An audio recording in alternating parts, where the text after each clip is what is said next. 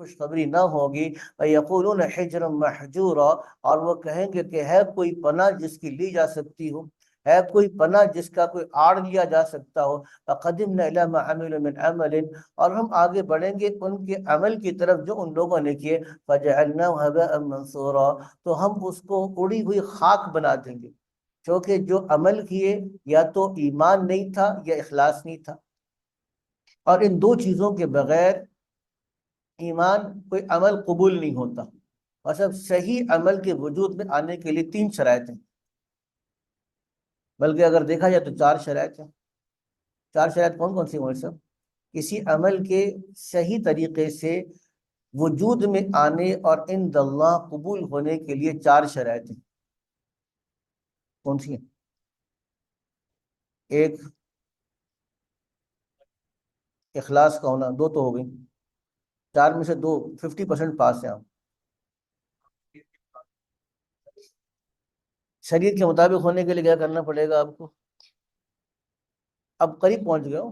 بالکل شریعت کے مطابق اگر آپ نے نماز کو صحیح طریقے سے پڑھنا ہے، اس کے فرائض واجبات پورے کرنے ہیں، تو آپ کو کیا، آپ کے پاس کیا چیز ہوگی تو آپ اس کے فرائض واجبات کو پورا، علم کا ہونا، تو اس کے مطابق صحیح علم کا ہونا، کیونکہ صحیح علم کے بغیر صحیح عمل وجود میں نہیں آتا، اور پھر صحیح علم کے بعد صحیح طریقے سے اس عمل کا وجود میں بھی آنا، موافق شریعت اس عمل کا وجود میں بھی آنا۔ علم تو ہے، ایمان بھی ہے، اخلاص بھی ہے، وجود میں نہیں ہے، تب بھی ظاہر سے جب عمل ہی وجود میں نہیں آیا تو قبول کیسے ہوگا؟ تو 4 چیزیں ہیں مولوی صاحب۔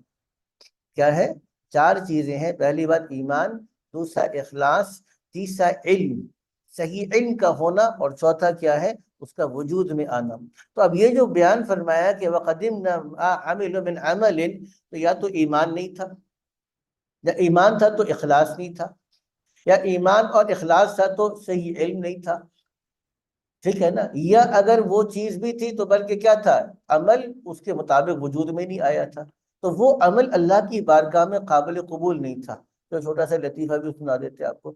ایک صاحب مسجد میں گئے، دیکھا کہ لوگ نماز پڑھ رہے ہیں، یعنی جماعت ہو رہی ہے، اور امام صاحب 2 3 رکوع کروا رہے ہیں، اور ایک رکعت میں 4 5 سجدے ہو رہے ہیں۔ بڑے حیران ہوئے